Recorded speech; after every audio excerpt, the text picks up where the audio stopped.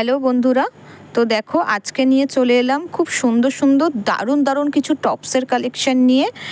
সব রকমের টপস তোমরা খুব রিজনেবল প্রাইসে অ্যাভেলেবেল পেয়ে যাবে।